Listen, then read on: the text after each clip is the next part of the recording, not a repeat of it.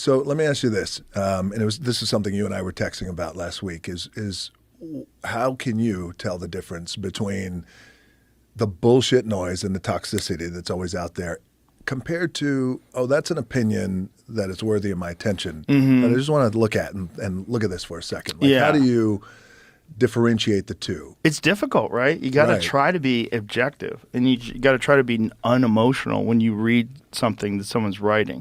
Like, say if someone's like Palestine and Israel is a great example. Yeah. Because the tension is so heightened, and anything you say on one side or the other, people will attack you on. Sure. And so this is one that's if you have an opinion, a political opinion, a cultural opinion about the conflict, and you post it, boy, you are opening yourself up to a world of people agreeing and disagreeing and chaos and fighting.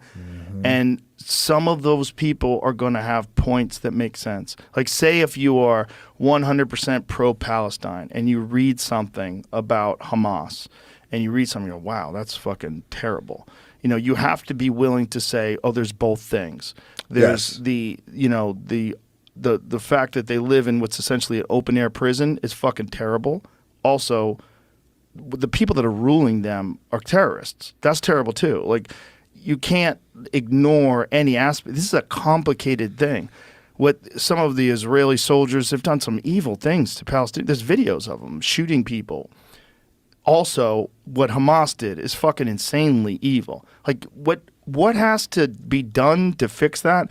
I do not know. But to pretend it's binary and to pretend it's one side good, one side bad, that seems insane. It's all bad. It's all bad. It's all fucking heartbreaking. Yeah. It's all devastating. And you're right. And what I've learned, I feel like we've all learned, or trying to learn at least, is because it is so complicated. And that is a part of the world, and historically, thousands of years, that I find complicated, and I try my best to understand. I also try to go at it with an open mind, because it is all fucking crazy. It's crazy. Yeah. It doesn't seem like there's a real solution either. It's and just there's scary. the things that you said. Yes, and I want to get to that in a second, because I was thinking about that today, is everything you said, absolutely. This part of it is devastating. This is devastating. This side. The 240 hostages that still haven't come home yet. But also, where does it go? Right. Where does it go? Where does it go? That's the thing that I think really grabs my attention, because usually I think now I'm not saying a situation like this, but there's a lot of stuff that goes on where you feel like, I think this is the path to finding a resolve, or at least maybe the first steps of resolve. But in this case, I don't see it, brother. I don't know. No, I don't see it. But speaking to what we were talking about earlier, you can learn from there. That's where separating the noise from the intelligent perspectives.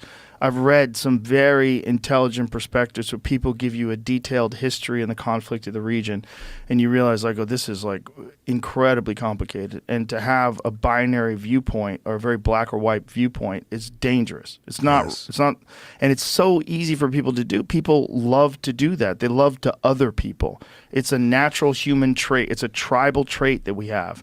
And that is what led to World War II and the Holocaust, is that they othered these human beings because these human beings were Jewish. And you're seeing people doing that now with Jewish people, and you're seeing people doing that now with Muslim people.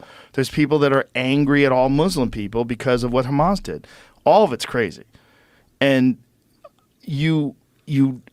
what we need to do is realize that othering human beings is insane. And if you could look at Earth from space, this is one of the things that all the astronauts have said, all the people that have gone to the space station, there's a moment where you are up there, when you look down on the Earth and you see this magical thing that's floating in the heavens, and you realize how insane these conflicts we have over territory, of lines in the dirt, and fighting over resources, and it's so ridiculous. We are one life form. We are one gigantic superorganism that needs each other. Because, like, Yes. Human beings need each other. We do not survive alone. The worst thing they could do to you in prison is put you in solitary confinement. Yeah. We need each other. It's a part of what we are. We're this one gigantic group of beings that are trying to live our lives all together on this fucking magical thing that's floating through space. And we unfortunately come from tribal backgrounds. Yeah. All of us.